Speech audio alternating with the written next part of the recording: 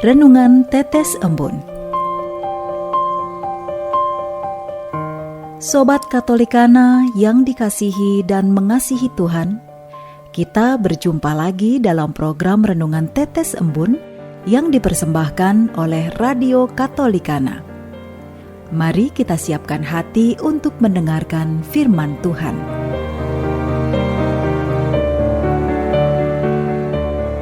Renungan Tetes Embun edisi Sabtu 19 Februari 2022.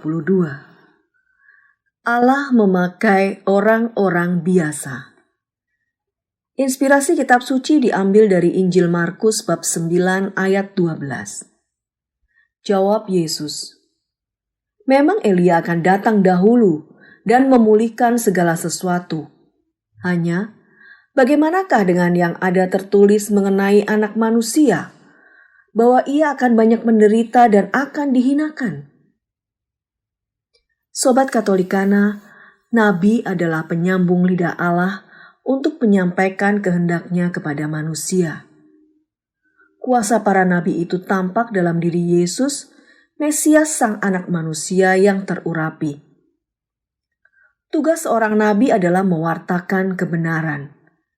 Namun tugas kenabian ini berat, karena ketika nabi memainkan peran profetis dalam mengkritik suatu situasi, maka ia berhadapan dengan penolakan dan bahkan ancaman. Injil hari ini berbicara tentang tantangan seorang nabi ketika memberikan kritik untuk menegakkan kebenaran. Nabi Yeremia ketika menyampaikan warta kebenaran pun ditangkap dan dipenjara. Demikian juga Yesus mau dilempari dengan batu karena berbicara tentang kebenaran. Mengapa kebanyakan orang tidak menerima kritik dari orang lain? Kalau kita melihat fungsi kritik, memberikan manfaat bagi kita terutama teguran, dan sekaligus menjadi momen penting dalam merefleksikan tentang hidup. Keberadaan tukang kritik sebenarnya berdampak positif dan menjadi bentuk penyadaran bagi kita dalam membangun kehidupan bersama yang lebih baik. Peran kenabian yang dijalankan oleh Yeremia maupun Yesus memberikan tujuan yang baik, yakni menegakkan kebenaran di tengah masyarakat yang carut-marut. Yesus harus berhadapan dengan kelompok-kelompok penentang ajarannya, karena bagi mereka, ajaran yang dibawa oleh Yesus bertentangan dengan kemapanan. Kehadiran Yesus mengusik kemapanan mereka.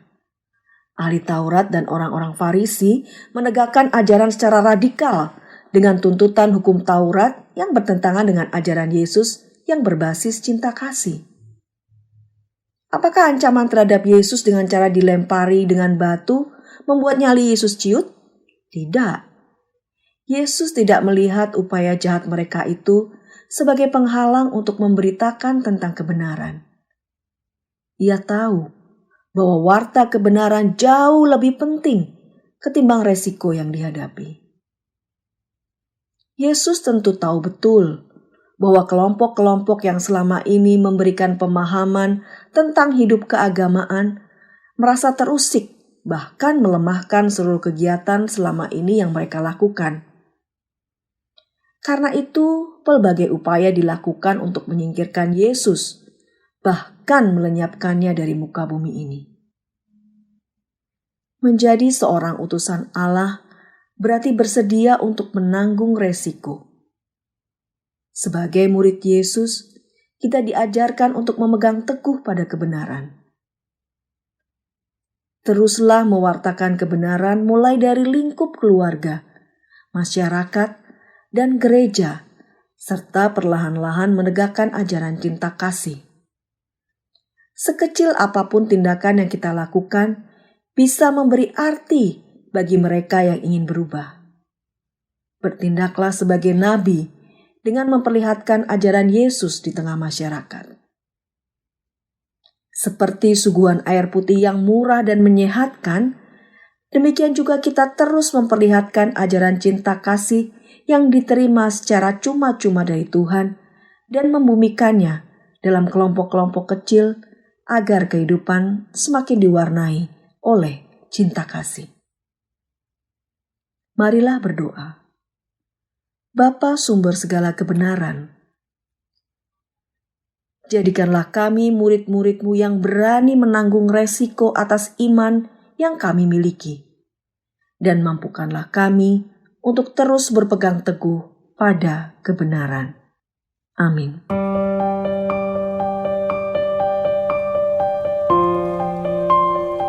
Demikian Anda telah mendengarkan Tetes Embun yang dipersembahkan oleh Radio Katolikana. Renungan Tetes Embun bisa Anda simak di Radio Katolikana, media sosial Radio Katolikana, dan YouTube Katolikana. Terima kasih dan sampai jumpa.